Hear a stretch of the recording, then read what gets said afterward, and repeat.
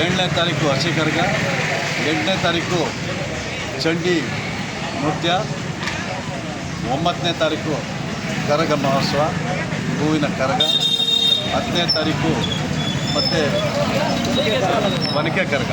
ಈ 4 ದಿವಸ ಬಾಗೇಪಲ್ಲಿಯಲ್ಲಿ ನಮ್ಮದೇ ಆದಂಥ ಒಂದು ಪರಂಪರೆ ಇದೆ. ಆ ಒಂದು ಪರಂಪರೆ ಹಿನ್ನೆಲೆಯಲ್ಲಿ ಸಾಂಸ್ಕೃತಿಕ ಕಾರ್ಯಕ್ರಮಗಳು, ವಿವಿಧ ಕಾರ್ಯಕ್ರಮಗಳು, ಅನ್ನದಾನ ಮತ್ತು ವಾದ್ಯಗೋಷ್ಠಿಗಳು, ವಿವಿಧವಾದಂತಹ ಒಂದು ಕಲಾ ತಂಡಗಳಿಂದ ಬಾಗೇಪಲ್ಲಿಯಲ್ಲಿ ಆ 4 ದಿವಸ ಕಾರ್ಯಕ್ರಮಗಳು ನಡೀತದೆ.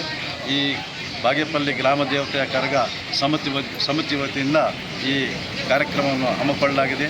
ಎಂದಿನಂತೆ ಆಂಧ್ರ ಪ್ರದೇಶ, ತಮಿಳುನಾಡು ಮತ್ತು ಕರ್ನಾಟಕದಿಂದ ಈ ಒಂದು ಪ್ರತ್ಯೇಕವಾದಂಥ ಕರಗ ಮಹೋತ್ಸವಕ್ಕೆ ಜನರು ತಂಡೋಪವಾಗಿ ಬರ್ತಾ ಇದ್ದಾರೆ. ಅದೇ ರೀತಿ ಈ ಸಲ ಕೂಡ ನಾವು ಬರ್ತಾರೆಂದು ಆಶಿಸ್ತಾ ಇದ್ದೀವಿ. ಇವತ್ತು ಅದರ ಜೊತೆಗೆ ಈ ಕರಗ ಜೊತೆಗೆ ದರ್ಗಾ ಸಮಿತಿಯವರು ಕೂಡ ಈಗಾಗಲೇ ನಮ್ಮನ್ನು ಸಂಪರ್ಕಿಸಿದ್ದಾರೆ. ಅವರು ಸಹ 5-6 ಒಂದು ಗಂಧಾಸ್ ಮತ್ತು ಉರ್ಸ್ ಕಾರ್ಯಕ್ರಮಗಳನ್ನು ಮಾಡಲಿಕ್ಕೆ ಕೇಳಿದ್ದಾರೆ. ಬಹುಶಃ ಅವರು ಕೂಡ ಮಾಡಲಿದ್ದಾರೆ. 1ನೇ ತಾರೀಕು ಮೇ 1 ನಮ್ಮ ಜಾತ್ರೆ, ಗಡದಂ ಜಾತ್ರೆ, ಇಡೀ ರಾಜ್ಯದಲ್ಲೇ ಪ್ರಸಿದ್ಧವಾದ ಜಾತ್ರೆ. ಈ ಎಲ್ಲ 10 ದಿವಸಗಳ ಕಾಲ ಬಾಗೇಪಲ್ಲಿಯಲ್ಲಿ ಒಂದು ಇತಿಹಾಸ ಸೃಷ್ಟಿದೆ. ಇಡೀ ರಾಷ್ಟ್ರದಲ್ಲಿ ಇಂತಹ ಒಂದು ಇತಿಹಾಸ ಬೇರೆ ಎಲ್ಲೂ ನಡೆಯೋದಿಲ್ಲ.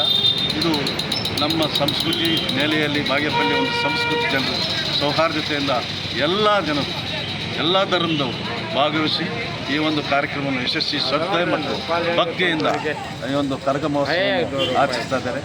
ಇದು ಕೂಡ ಈ ಸಲ ಕೂಡ ಹೆಚ್ಚಿಗೆ ಜನರು ಭಾಗವಹಿಸಲಿ ಅಂತ ಮತ್ತೊಮ್ಮೆ ಜನರಲ್ಲಿ ಕಳಕಳಿಯಿಂದ ಮನವಿ ಮಾಡಿ.